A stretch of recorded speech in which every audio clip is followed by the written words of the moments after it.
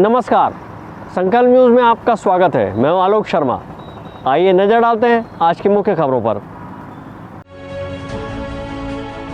Headlines के प्रायोजक हैं Shri Sai Mahima enterprises, tiles world, Dongargaon road, Farhad Chowk, Rajnandgaon.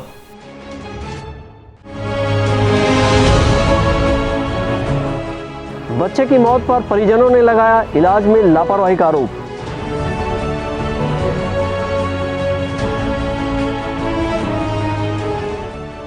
Motipur क्षेत्र में गोबर से हो रही दिक्कत।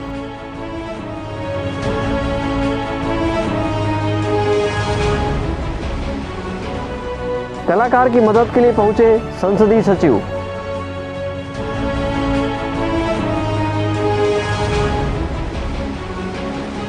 और शहर में सब्जियों के दाम हुए चौगुने, खरीदी के लिए गांव पहुंच रहे लोग। अब खबरें विस्तार से। राजनांदगांव में बने मातृ एवं शिशु अस्पताल में एक बार फिर एक बच्चे की मौत पर परिजनों ने अस्पताल प्रबंधन पर लापरवाही का आरोप लगाया है। आर्थिक रूप से कमज़ोर वर्ग के लिए सरकारी अस्पताल ही उनका जीवन रक्षक होता है, लेकिन सरकारी अस्पताल में भी जब इलाज का अभाव महसूस हो तो आखिर मुफलिसी के मारे लोग कहां जाएं। बीते कुछ समय से राजनांदगांव शहर में बने मातृ एवं शिशु अस्पताल में लापरवाही का मामला सामने आ रहा है। बीते दिनों यहां एक गर्भवती माता और बच्चे की मौत के बाद परिजनों ने अस्पताल स्टाफ की लापरवाही को उजागर किया था। वहीं अब पानाबरस क्षेत्र से आए एक परिवार ने अपने बच्चे की मौत पर एक बार फिर से अस्पताल प्रबंधन की लापरवाही को सामने लाकर रखा है। पानाबरस निवासी अजीत कुमार व अनुपमा कचलाम का कहना है कि बच्चे को सांस लेने में दिक्कत हो रही थी, जिसे उन्होंने कई बार वहां मौजूद नर्स और डॉक्टर से भी बताया, लेकिन उन्हें वार्ड से निकाल दिया गया और बच्चे को ऑक्सीजन भी नहीं लगाया गया। बच्चे के परिजनों का कहना है कि ऑक्सीजन नहीं लगाने के चलते बच्चे की मौत हो गई। समय पर उचित इलाज मिलता तो शायद वह बच जाता। यहाँ पे कानपुर से अभी किया था, यहाँ पे 7 बजे पहुँच गया तो बड़े डॉक्टर ने बोला निमोनिया नहीं है, ऐसे बोला। निमोनिया था वहाँ मानपुर में बताया था, तो डॉक्टर नहीं है ऐसे बोला बड़े डॉक्टर। तो सिस्टर लोग ध्यान नहीं दिया कि ऑक्सीजन का उसको ज़रूरत था, सांस में तकलीफ जा रहा था, तो ऑक्सीजन नहीं किया, तो बच्चा आखिर सांस छोड़ दिया। नहीं हुआ था, यहाँ आने के बाद हुआ तो सांस टूट रहा था। इसका डॉक्टर तो वो 2-3 घंटे बोला था, मैं उनको बताया था कि सांस का तकलीफ जा रहा है, उसका घेंगा बज रहा है, ऐसे बोला, तो ध्यान नहीं दिया सिस्टर लोग ने। गलती स्वीकार किए हैं कि हम लोग का गलती है करके, और नर्स लोग भी ध्यान नहीं दिए हैं। बार बार बोलने के बावजूद भी ध्यान नहीं दिए, ऑक्सीजन भी नहीं लगा पाए, न एक इंजेक्शन लगा नहीं पाए। बच्चे का जान चला गया है, लड़का था, जो नहीं है बच्चा। ये लापरवाही है हॉस्पिटल का पूरा। निमोनिया बोल रहे हैं, ये लापरवाही है और कुछ नहीं है, बचा रहता बच्चा। राजनांदगांव शहर में बने मातृ एवं शिशु अस्पताल में आए दिन वहां की व्यवस्था को लेकर सवाल उठते हैं। अस्पताल स्टाफ का रूखा व्यवहार व इलाज के प्रति ध्यान नहीं देने का भी मामला कई बार सामने आया है। अक्सर परिजनों ने इस अस्पताल की खराब व्यवस्था को लेकर आवाज़ बुलंद की है, लेकिन शासन प्रशासन के द्वारा अब तक इस ओर ध्यान न देना व संबंधितों के खिलाफ कार्रवाई नहीं होने के चलते इस तरह के मामले अब आम होने लगे हैं। अवधेश यादव के साथ हफीज़ खान, संकल्प न्यूज़। तंगहाली में जिंदगी गुजार रहे लोक कलाकार का मकान ढहने की सूचना पर संसदीय सचिव ने वहां पहुंचकर उन्हें मदद पहुंचाया। छत्तीसगढ़ की कला संस्कृति को अपनी आवाज़ और कला से समृद्ध बनाने में अपना जीवन समर्पित करने वाले लोक कलाकार आज दाने दाने और छत के लिए मोहताज हो रहे हैं। कभी लोकमंच की दुनिया में सितारा बनकर चमकने वाले यह लोक कलाकार आज लाचारी, बेबसी और अभाव में ज़िंदगी बसर करने मजबूर हैं। आज किसी के पास भोजन नहीं है तो किसी के पास छत नहीं है, किसी का आशियाना गिर गया है तो उसकी मरम्मत के लिए जेब में फूटी कौड़ी भी नहीं है। कुछ ऐसी स्थिति गंडई नगर के वार्ड नंबर 12 में निवासरत छत्तीसगढ़ी लोक गायन को आकाश की ऊंचाइयों तक पहुंचाने वाले धुरवाराम मरकाम, जिनके सुमधुर गीत मैं माटी में तारी आऊँ आज भी काफ़ी मशहूर है। दुर्वाराम की हालत की जानकारी जब गुंडरदेही के विधायक और संसदीय सचिव कुंवर सिंह निषाद को मिली तो उन्होंने छत्तीसगढ़ी लोक गायक और दूरदर्शन कलाकार दुर्वाराम मरकाम के घर पहुंचकर उनकी सुध ली और दुर्वाराम मरकाम को कलाकारों की ओर से 70,000 रुपये का चेक भी दिया। साथ ही प्रतिमाह 2,000 रुपये पेंशन, 25,000 रुपये आपदा सहायता राशि और आवास योजना का लाभ दिलाने की बात भी संसदीय सचिव ने कही। कारण यही है कि मोर घर हा बरसात में फूट गए, ओखर बाद कोई मीडिया वाले मनाया रिश्मूर करा, ओखर बाद मोर घर के फोटो खींच खाच के लेके के यहाँ तक के प्रशासन तक पहुँचा दी तो कलाकार मन तक गल पहुँचा दी। ये हमारे कलाकार वाले मन के तरफ से मोला 70,000 के चेक मिले है और सरकार के तरफ से मोला घर मिली, घर बनवा दी और 25,000 रुपये के सहायता राशि और दी है सरकार हा, और फिर पेंशन दी मोला 12 महीना। ये सब प्राप्त करके आप अब कैसे अनुभव होते? खबर कि कुछ दिन पहले आप बहुत दुखी आवाज में रोते हुए बात बता रहे। जी हाँ सर, जी हाँ। अब कैसे लगा? बढ़िया लगत सर, कोई भी आदमी ला पेट भूखे वाला कोई खाना मिल जाए तो आनंद हो जाता, उसमें मोला आनंद लगत है। आज बीते 26 से 28 अगस्त के बीच हुई भारी बारिश दुर्वाराम मरकाम के घर पर कहर बनकर बरसी। नतीजा ये रहा कि लोक कलाकार दुर्वाराम मरकाम का आशियाना ढह गया। उनकी सूद लेने वाला कोई भी नहीं था। उन्होंने अपनी पीड़ा को पत्रकारों के समक्ष रखा, जिसकी खबर न्यूज़ चैनल, अखबार व सोशल मीडिया के जरिए गुंडरदेही विधायक और संसदीय सचिव कुंवर सिंह निषाद तक पहुंची। संसदीय सचिव कुंवर सिंह निषाद खुद भी लोकरंग अर्जुनदा के कलाकार रह चुके हैं। कलाकार का दुख उनसे देखा नहीं गया। उन्होंने लोक कलाकारों से संपर्क कर 70,000 रुपये जमा कर सहयोग के रूप में श्री मरकाम को दिए हैं। साथ ही शासन द्वारा प्रदाय शासन की योजनाओं से हर संभव मदद करने का आश्वासन दिया। इसके अलावा दुर्वाराम मरकाम को शाल और श्रीफल भेंट कर आत्मीयता का भाव भी प्रकट किया। इस अवसर पर श्री मरकाम ने अपने लोकप्रिय गीत मैं माटी महतारियाँ सहित कई अन्य गीतों में थिरकते हुए प्रस्तुति भी दिया। श्री मरकाम के साथ मशहूर लोक गायक गौतम चंद जैन सुर से सुर मिलाते नजर आए। ये नदिया बेईमान जवारल झिकत ले गे रे, ये नदिया बेईमान जवारल झिकत ले गे रे।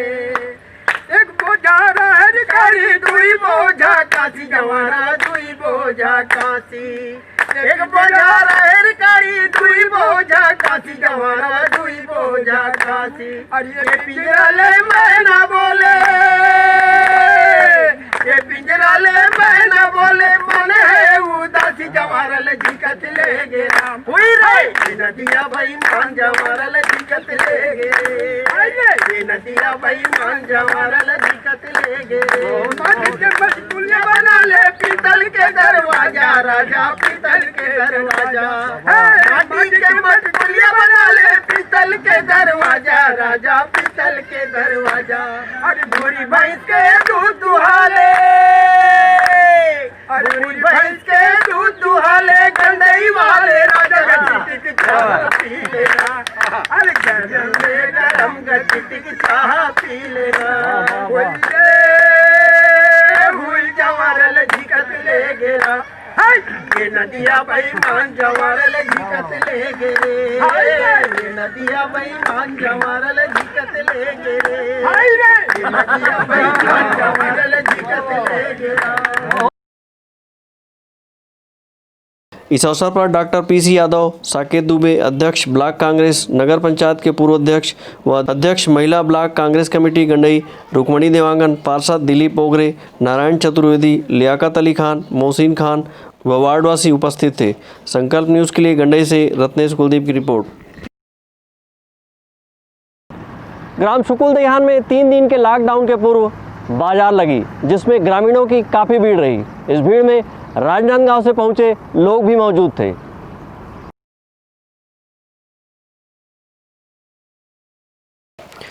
राजनांदगांव शहर में कोरोना के बढ़ते मामले को देखकर यहां 12 तारीख तक लॉकडाउन घोषित किया गया है, जिसके तहत सब्जी मंडी भी बंद है। ऐसे में यहां फेरी लगाकर सब्जी बेचने वालों ने सब्जियों के दाम 4 गुना तक बढ़ा दिए हैं। टमाटर 100 रुपये किलो से अधिक बिक रहा है, तो वहीं आलू 60 रुपये किलो तक बेचा जा रहा है। इसके अलावा अन्य सब्जियों के दाम भी चौगुने हो गए हैं। राजनांदगांव शहर के लोग सब्जियां लेने आसपास के ग्रामीण क्षेत्रों तक भी पहुंच रहे हैं। मंगलवार को सुकुल दहियान बाजार में सुबह से ही सब्जी लेने वालों की भीड़ उमड़ी। यहां का नज़ारा मेले सा प्रतीत हो रहा था। आम बाजार के दिनों में सुकुल दहियान का बाज़ार शाम को लगता था, लेकिन सुकुल दहियान में भी 3 दिन का लॉकडाउन घोषित होने से यहाँ बाज़ार सुबह से ही लगाया गया, जहाँ राजनांदगांव शहर से पहुँचे लोगों ने भी सब्जियों की खरीदारी की। मैं बजरंगपुर नवागांव से सब्जी खरीदने आया हूँ और यहाँ सब्जियों भी नहीं मिल रहा है, तो यहाँ खरीदने के लिए ज़्यादा ही परेशानी है आपको इधर, बहुत ज़्यादा परेशानी है। हम लॉकडाउन रहने से फल वल भी कुछ नहीं मिल रहा है और लॉकडाउन के कारण तो सब्जी तो इतना महंगा है कि पूछो ही मत, बहुत ज़्यादा महंगा है। 50 रुपये का 70 रुपये 80 रुपये बिक रहा है। राजनांदगांव शहर में लगभग 8 दिनों के लॉकडाउन की वजह से सब्जियों की आवक में भारी कमी आई है।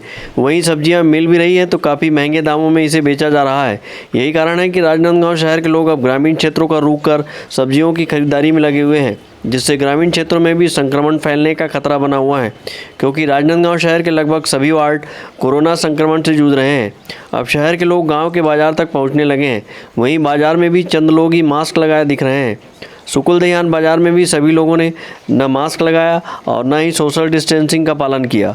कोरोना संक्रमण के बढ़ने का यह भी एक बड़ा कारण है। सहयोगी योगेश साहू के साथ हफीज़ खान, संकल्प न्यूज़। अब वक्त है ब्रेक का। ब्रेक के बाद आप देखेंगे लॉकडाउन में उल्लंघन पर कार्रवाई।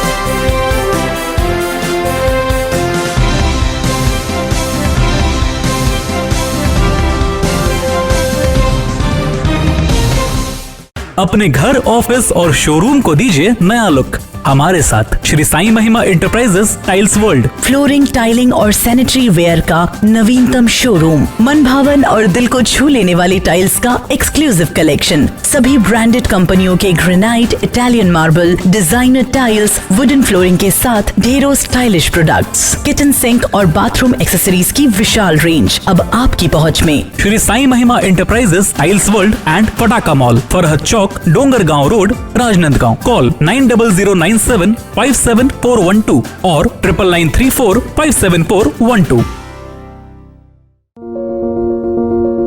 आपके सपने के आशियाने को साकार करता शिवांश टाइल्स एवं ग्रेनाइट, टाइल्स, ग्रेनाइट एवं मार्बल का मेगा शोरूम।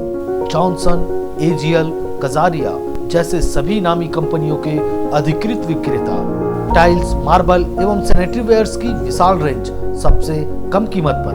हमारे यहाँ नल फिटिंग और पाइप फिटिंग की सुविधा उपलब्ध है। आप सभी के प्यार और सहयोग से सफलतम दूसरे वर्ष में अग्रसर शिवांश टाइल्स एवं ग्रेनाइट, शहर से मात्र 2 किलोमीटर दूर, नवागांव बाबूटोला पटाखा दुकान के बाजू, डोंगरगढ़ रोड, राजनांदगांव। जब बात हो आपके लुक की, जब बात हो लेटेस्ट फैशन की, तब आता है सिर्फ एक नाम, त्रिपदा फैशन। संपूर्ण पारिवारिक वस्त्र केंद्र, आधुनिक एवं डिजाइनर वस्त्रों के लिए राजनांदगांव का सबसे भव्य शोरूम। सभी लीडिंग ब्रांड्स के फॉर्मल वेयर एवं पार्टी वेयर ड्रेसेस। इस वैवाहिक सीजन आपके लिए है खास ब्राइडल वेयर, कोट सूट और sherwani, designer saris, daily wear एवं party wear collection, bridal lehenga, chunni और लाचा की एक्सक्लूसिव रेंज। फॉर्मल वेयर में जीन्स, शर्ट, कैजुअल का नया कलेक्शन, किड्स वेयर का सबसे लेटेस्ट कलेक्शन आप हमारे यहाँ पाएंगे। Designer salwar suit, latest fashion की कुर्तियाँ, वेस्टर्न टॉप एवं जीन्स। आपके परिवार के लिए विंटर जैकेट खास रेंज में। अब सबकी नजर होगी आप पर, क्योंकि अब राजनांदगांव में फैशन का दूसरा नाम है त्रिपदा फैशन। जयस्तंभ चौक, राजनांदगांव।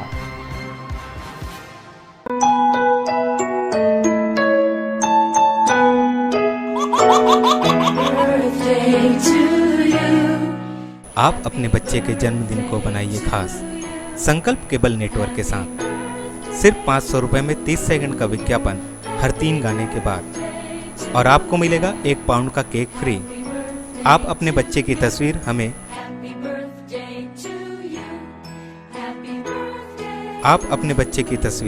हमें व्हाट्सएप के इन नंबरों पर भेज सकते हैं।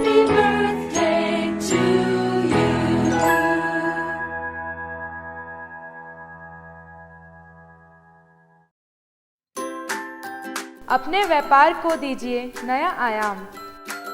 भीड़ में हो आपकी अलग पहचान। जुड़े संकल्प केबल नेटवर्क से, जुड़े संस्कार धानी से। विज्ञापन के माध्यम से स्क्रॉल एड 24 घंटे आपके टीवी स्क्रीन पर। एल शेप नए रूप में प्रत्येक मिनट पर। वीडियो एड, जन्मदिन, व्यावसायिक, उत्सव बधाई, शुभकामनाएं। हमारे विशेष कार्यक्रमों के लिए प्रायोजक आमंत्रित है।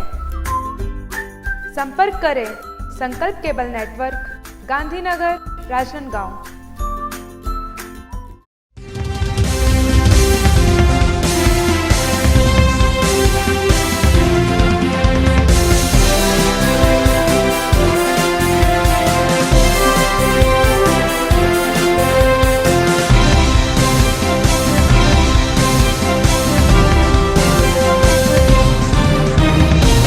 ब्रेक के बाद आपका स्वागत है।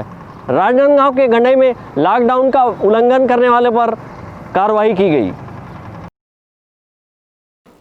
कोरोना संक्रमण का प्रसार रोकने के लिए कंटेनमेंट जोन में सख्ती से गतिविधियां रोकने को लेकर डीएम की ओर से आदेश दिए गए हैं। होम आइसोलेशन में रह रहे कोरोना संक्रमितों से प्रोटोकॉल का पालन कराने के लिए निगरानी समितियों को सक्रिय रहने के निर्देश दिए गए हैं। गंडई नगर में कंटेनमेंट जोन में व्यापारिक गतिविधियां कोविड-19 गाइडलाइन का अनुपालन किए बगैर धड़ल्ले से चल रही है।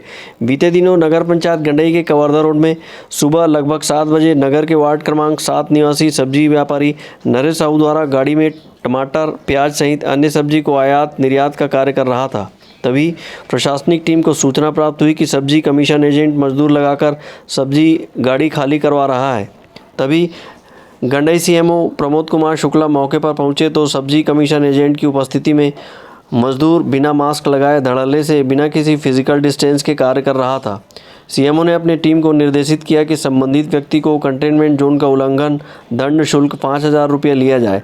तब राजस्व निरीक्षक शिव सिंह ठाकुर ने संबंधित व्यापारी को 5,000 का रसीद थमाया। कलेक्टर महोदय के निर्देशानुसार और एसडीएम मैडम के आदेशानुसार व्यापारी जनप्रतिनिधि जनताओं की मांग पर गंडई क्षेत्र को कंटेनमेंट जोन घोषित किया गया है। कोरोना लक्षण को बढ़ते हुए लक्षण को देखते हुए उसी दौरान आज सुबह निरीक्षण में ये पाया गया कि कवर्धा रोड वार्ड नंबर 10 में नरेश साहू सब्जी विक्रेता के द्वारा अपने घर के सामने कुछ सब्जी वालों को बुलाकर सब्जी सप्लाई की जा रही थी, जिस पर कार्रवाई की गई है और उनको 5,000 रुपये अर्थदंड लगाया गया है। भविष्य में चेतावनी देते हुए कि इसकी पुनरावृत्ति न करें, पुनरावृत्ति पर कार्रवाई की जाएगी। कोरोना वैश्विक महामारी से बचने स्थानीय प्रशासन द्वारा लगातार लोगों को बचाव के लिए मुनादी भी कराया जा रहा है। प्रशासन लोगों को जागरूक तो कर रहा है, लेकिन कुछ लोग लॉकडाउन के नियमों को दरकिनार कर अतिरिक्त फ़ायदा उठाने से बाज नहीं आ रहे हैं। वहीं सीएमओ शुक्ला ने बताया कि उक्त कार्रवाई जिला प्रशासन के आदेश और एसडीएम के मार्गदर्शन में किया गया है। गंडई से संकल्प न्यूज़ के लिए रत्नेश कुलदीप की रिपोर्ट। राजनांदगांव शहर के मोतीपुर स्थित शमशान घाट के समीप गोबर को नगर निगम द्वारा डंप किया जा रहा है, जिसको लेकर यहां के लोगों को काफ़ी परेशानी हो रही है। ग्रामीण एवं शहरी विकास के जरिए उन्नति की संकल्पना को साकार करते हुए मुख्यमंत्री भूपेश बघेल के नेतृत्व में राज्य में नरवा, गरवा, गुरुआ और बाड़ी योजना की शुरुआत की गई है। इस योजना का उद्देश्य छत्तीसगढ़ी परंपरा को संजोते हुए ग्रामीण जनता को आर्थिक रूप से सशक्त बनाना है। इसी उद्देश्य को विस्तार देते हुए पूरे प्रदेश में हरेली तिहार के अवसर पर गोधन न्याय योजना आरंभ की गई है, जिसके तहत गोठान में गोबर क्रय करते हुए संग्रहित गोबर से वर्मी कंपोस्ट तैयार की जानी है। इसी कड़ी में नगर निगम ने गोबर खरीदी शुरू की है और एसएलआरएम सेंटर में वर्मी कंपोस्ट खाद का निर्माण किया जाना है। नगर निगम शहर के पशु मालिकों से गोबर तो खरीद रही है, लेकिन खाद निर्माण न होने के चलते डंप किया गोबर सड़क में फैलने लगा है और बड़ा गुरुआ का रूप ले लिया है। यह नज़ारा मोतीपुर शमशान घाट के समीप का है, जहां नगर निगम ने गोबर खरीदा है और डंप के नाम पर व्यर्थ फेंक दिया है। यहां के रहवासियों का कहना है कि गोबर के ढेर होने से शमशान घाट में दाह संस्कार करने आने जाने में समस्या आ रही है। वहीं गोबर के सड़ने से बदबू उठ रही है। इसी तरह गोबर में कीड़े पनप रहे हैं, जिससे क्षेत्र में संक्रमण बीमारी फैलने का खतरा बना हुआ है। वहीं सड़क तक गोबर फैले होने से आवाजाही में परेशानी हो रही है। समस्या मोतीपुर की जनता के लिए ये है कि आगामी बारिश को देखते हुए और क्या बोलते हैं ये सामने रोड में डाल दिए हैं, जिससे और आम जनता लोग आते हैं उठने बैठने चलने में उसमें बहुत दिक्कत हो रही है, जिससे समय पे भी गोबर नहीं उठा पा रहे हैं और क्या बोलते हैं ले जाते भी नहीं हैं, जिससे आम नागरिकों को प्लस और जनते आते हैं उनको बहुत दिक्कत है। ये स्थिति तो लगभग जब से चालू हुआ है, जिससे और बीमारियों के लक्षण दिखने लगे हैं और कोरोना काल में जानते हो कोरोना काल की वजह से और दिक्कत है लोगों को, तो इसीलिए ये उठाना बहुत जल्दी उचित है और नागरिक को स्वस्थ और अच्छी अच्छा मिले। ये मुक्ति धाम का प्रतीक्षालय है और प्रतीक्षालय के सामने ये गोबर डलवा रहे हैं। मणि कंचन केंद्र को सेंटर दिया गया है और इस विषय में मैं कमिश्नर साहब को भी अवगत कराया हूँ और कलेक्टर साहब को भी अवगत कराया हूँ। उसके बावजूद भी यहाँ कोई ठोस निर्णय नहीं लिया जा रहा है। मेरा कहने का मतलब ये है कि सेंटर बनाया है, सेंटर के अंदर वो खरीदे, अपना व्यवस्था करे, बाहर शमशान घाट के एरिया में नहीं खरीदना है। किसी को दफनाना है तो आगे जाएगा कैसे? इस गोबर के ऊपर थोड़ी चल के जाएगा। मुखाग्नि देने के लिए जितने आते हैं लोग, आसपास जगह में बैठते हैं, तो यहाँ पे इतना गंदगी देखते हुए आज नहीं कल चल के कीड़ा लगेगा तो संक्रमण फैलने का ज़्यादा चांसेस है। नगर वासियों का कहना है कि इस ओर नगर निगम को कई बार शिकायत की गई है, लेकिन अधिकारियों के सुस्त रवैये का खामियाजा मोहल्ले वासियों को उठाना पड़ रहा है। बहरहाल गोबर खरीदकर व्यर्थ फेंकना सरकार के पैसे का बर्बादी का एक उदाहरण यहाँ प्रस्तुत किया जा रहा है। मनोज देवांगन के साथ परमानंद रजक, संकल्प न्यूज़। कोरोना के बढ़ते मामले में लोगों को भय की नहीं सजगता की जरूरत है। इसके लिए स्वास्थ्य विभाग और जिला प्रशासन लगातार लोगों को जागरूक करने जुटा हुआ है। कोरोना संक्रमण के बढ़ते मामले ने बता दिया है कि हम कोरोना के गाइडलाइन का पूर्णतः पालन नहीं कर रहे हैं। आज हालत यह है कि अस्पतालों में कोरोना संक्रमितों को रखने जगह भी नहीं है। ऐसे में बिना लक्षण वाले मरीजों के लिए होम आइसोलेशन बेहतर विकल्प है। होम आइसोलेशन के दौरान बरती जाने वाली सावधानियां और इसके साथ लड़ने वाले जो सेना है उनके सेनापति हैं राजनांदगांव जिले के स्वास्थ्य अधिकारी डॉक्टर मिथिलेश चौधरी। हमारे साथ है जिला स्वास्थ्य एवं चिकित्सा अधिकारी डॉक्टर मिथिलेश चौधरी। आइए उनसे जानते हैं किस तरीके से कोविड-19 से वे लड़ रहे हैं और इसके उपाय क्या हैं। डॉक्टर साहब, कोविड-19 के बारे में सरल शब्दों में शॉर्ट में बताइए। जो अभी संक्रमण चल रहा है वर्तमान में, इसकी शुरुआत दिसंबर से चाइना में हुई थी और भारत आते आते ये फरवरी और मार्च में यहाँ केसेस आए। राजनांदगांव में पहला केस मार्च में आया था और उसके बाद 1 महीने के गैप के बाद लगातार केस बढ़ते रहे। कोरोना संक्रमण में जो इसका वायरस है वो अपने श्वसन तंत्र को काफ़ी नुकसान पहुंचाता है। तो जब इसकी शुरुआत हुई थी तो शुरू से ही ये प्रोटोकॉल बनाया गया था कि अगर इससे बचना है तो 3 चीज़ों पर विशेष ध्यान देना पड़ेगा। पहला, इसका SMS कहा जाता है इसको, S for social distance, M for mask और S फॉर सैनिटाइजेशन करते हैं जो हाथों का वो। तो इस तरह से अगर हम SMS का पालन करते रहते तो निश्चित ही अभी जो संक्रमण काफ़ी तेज़ी संख्या फैल चुका है उससे बचे रहते। अभी वर्तमान में स्थिति में वही बनी हुई है। लोग जब भी बाहर निकलते मास्क नहीं लगाते, दूरी नहीं बनाते, हाथों को सैनिटाइज नहीं करते, सर्दी खांसी बुखार है तो भी बाहर निकल के घूमते रहते हैं। तो इससे जो समुदाय उनके संपर्क में आ रहा है लगातार संक्रमित होते जा रहा है। कुछ चीज़ें मैं बताना चाहूँगा। इसमें जो सबसे ज़्यादा खतरा होता है वो 60 साल से अधिक वालों को, गर्भवती महिलाओं को, छोटे बच्चों को। तो हम सबका प्रयास यही रहता है कि लगातार लोगों को जागरूक करते रहें कि 60 साल से अधिक जिनकी उम्र है वो घर पर ही रहें। अगर उनको डायबिटीज़, हाइपरटेंशन, अस्थमा या हृदय रोग है तो वो दवाई लेते रहें और घर पर रहें। लेकिन दूसरा पहलू ये है कि उनके घर में जो जवान लोग बाहर काम करने जाते हैं, जो व्यवहार जो दिया गया प्रोटोकॉल दिया उसका पालन नहीं करते, बिना मास्क के घूम के वापस घर में आते हैं, तो उनके द्वारा जो संक्रमण घर में मिल रहा है वो खतरनाक होते जा रहा है। इससे आप देख रहे हैं कि SMS यानी जो प्रोटोकॉल है वो सबसे महत्वपूर्ण है और उसमें ही लापरवाही बढ़ती गई। यही कारण है कि संक्रमितों की संख्या काफ़ी बढ़ गई है। इसका इलाज अब तेजी से स्वास्थ्य विभाग अपने स्तर पर कर रहा है। इसमें छत्तीसगढ़ शासन ने एक होम आइसोलेशन का जो नया विकल्प दिया है उसके बारे में डॉक्टर साहब बताएंगे। लोगों की कौतूहल है कि होम आइसोलेशन किस तरीके से इसमें किया जाए। होम आइसोलेशन जो वर्तमान में छत्तीसगढ़ शासन ने लोगों को दिया है, तो उसमें जो कोरोना संक्रमित होते हैं, जो वर्तमान में हमारे ज़िले में अभी तक 4000 लोग पॉजिटिव आ चुके हैं और कुछ लोगों की डेथ भी हुई है। तो इसको रोकने के लिए हमारे पास अस्पताल मेडिकल कॉलेज हॉस्पिटल पेंड्री जो लगातार उपचार करके लोगों को स्वस्थ भी कर रहा है, और वहाँ पर हमारी कोशिश है कि जो जिनको ज़्यादा लक्षण हैं उन्हीं को रखा जाए, और एसिम्टोमेटिक को या तो होम आइसोलेशन या फिर कोविड केयर सेंटर जो विकासखंड स्तर और नगर निगम क्षेत्र में बनाए गए हैं वहाँ रखा जाए। तो इसी प्रयास में होम आइसोलेशन का एक विकल्प दिया गया है, जिसके तहत ऐसे घर जहाँ 3 कमरे का घर हो, जिसको पॉजिटिव आए वो एक पृथक कमरे में रहे, वहाँ पृथक टॉयलेट हो, ऐसे लोगों को वहाँ रखा जा सकता है। और साथ में उनके पास एक पल्स ऑक्सीमीटर होना चाहिए, एक थर्मामीटर होना चाहिए, एक बीपी इंस्ट्रूमेंट डिजिटल वाला होना चाहिए, और एक चार्ट भी मेंटेन करना होता है उनको, और उनको दवाइयाँ दी जाती है। वो दवाइयाँ को जो बताया जाता है जिस तरह से खाना है वो उनको खाना चाहिए। तो इसमें लगातार हम लोग प्रयास कर रहे हैं। काफ़ी संख्या में पॉजिटिव आने के कारण थोड़ी सी दिक्कतें हो रही हैं, एक दिन 2 दिन लोगों से संपर्क नहीं हो पा रहा है, लेकिन हमारा प्रयास लगातार जारी है। तो मेरा ये कहना ये है कि होम आइसोलेशन को बहुत गंभीरता से लेना है, छिपाना नहीं है। अगर आपको लक्षण है तो तत्काल बताएं ताकि हम उसको बेहतर जगह पर शिफ्ट कर सकें। अगर आप घर में बताए बिना रहेंगे, सर्दी खांसी बुखार में रहेंगे, तो कभी भी खतरनाक हो सकती है स्थिति।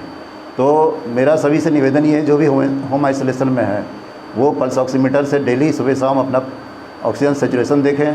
अगर 95 से नीचे जाता है, 93 92 पहुँचता है, तो स्थिति अच्छी नहीं है। तत्काल स्वास्थ्य विभाग संपर्क करके उनको स्वास्थ्य विभाग जो बताएगा उस पर काम करना होगा। डॉक्टर साहब बता रहे थे होम आइसोलेशन के विषय में। डॉक्टर साहब, अगर सबसे पहले वहाँ स्वास्थ्य विभाग से फ़ोन आया और बताया गया कि आप पॉजिटिव हैं, और उसने अगर सोच लिया होम आइसोलेशन किया जाए, तो उसके बाद उसको क्या करना होगा ये बताएं। होम आइसोलेशन में वही सूचना देना पड़ता है, एक अंडरटेकिंग फॉर्म भरना पड़ता है। अगर प्राइवेट चिकित्सक या कोई भी चिकित्सक उसको सहमति देता है कि उसकी मॉनिटरिंग वो करेगा तो बेहतर है, और जो दवाइयाँ हैं या स्वयं ले सकता है या स्वास्थ्य विभाग द्वारा लगातार उनको देने का प्रयास जारी है। डॉक्टर साहब, इसके लिए स्वास्थ्य विभाग द्वारा या आपके द्वारा ऐसे कोई नंबर्स जारी किए गए हैं कि मान लो किसी डॉक्टर का ऑथराइज नहीं हो पाया तो आपकी मदद ले सके, ऐसा कोई सिस्टम तैयार किया गया? हाँ, हमारी सूचना जो हमारे 07744 224084 हमारा हेल्पलाइन नंबर है, कंट्रोल रूम नंबर है, वहाँ सूचना दे सकते हैं, और जो सूचना हमको मिलेगी उस पर हम काम करते हैं। और लगातार ये प्रयास है, इसके साथ ये व्यवस्था भी की जा रही है कि 24 घंटे होम आइसोलेशन कंट्रोल रूम चलता रहे, और जितने भी लोग होम आइसोलेशन उनका हम सुबह शाम कम से कम बात कर सकें, उनकी व्यवस्था देख सकें, उनकी तबीयत की जानकारी ले सकें, और गंभीर स्थिति होने पर तत्काल उनको शिफ्ट कर सकें। इस तरीके से डॉक्टर साहब ने होम आइसोलेशन के बारे में बताया। तो डॉक्टर साहब ये बताएंगे कि होम आइसोलेशन के दौरान जो मरीज है उनका आहार विहार किस तरह से होना चाहिए? एक तो पृथक कमरे में रहना है, घर वालों से मिलना नहीं है। इसका पीरियड टोटल होता है 17 दिन का। 11 दिन में तो कोरोना संक्रमण लगभग समाप्त हो जाता है, लेकिन 5-6 दिन और दिया जाता है ताकि वो जो कमजोरी आई है उसको रिकवर कर सके। साथ ही गर्म पानी पीना है, गार्गल करना नमक डाल के 2-3 बार, और किताबें पढ़ सकते हैं, टीवी देख सकते हैं, और बाहर लेकिन किसी से मिलना नहीं है। घर जहाँ रुके हैं जिस कमरे में उसी रूम में खाना खाना है। अगर दूसरों से मिलेंगे तो जो उनका संक्रमण है निश्चित रूप से घर वालों को भी होगा और पूरा घर परेशान होगा। इससे अच्छा जो हमने आइसोलेशन सेंटर बनाया है, निःशुल्क भी सेंटर बने हुए हैं हमारे यहाँ। उदयाचल संस्थान है, महाजनबाड़ी है, और एबीस का एक स्कूल भी ले लिया गया है, जहाँ पर हम उनको सुबह का नाश्ता, दोपहर खाना, रात का खाना के साथ दवाइयाँ भी देंगे और हमारी स्वास्थ्य सुविधा भी उपलब्ध रहेगी। यहाँ भी वो लोग प्रेफर करके जा सकते हैं। घर में रहना, अगर घर में जगह नहीं है, आप बोल रहे हैं घर में रहना ज़रूरी है, तो इसको आप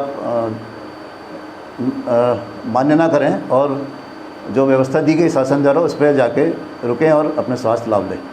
डॉक्टर साहब, जैसे जिस तरीके से खतरनाक बीमारी, कोई भी बीमारी हो, उससे लड़ने के लिए सबसे ज़रूरी होता है मानसिक मजबूती, और ये इसका कोरोना का जो खौफ है बहुत बड़ा है। तो इसके बारे में आप क्या कहना चाहेंगे, क्या संदेश देना चाहेंगे इसमें मानसिक मजबूती बने रहे? सबसे पहले कोरोना से डरना नहीं है, लड़ना है।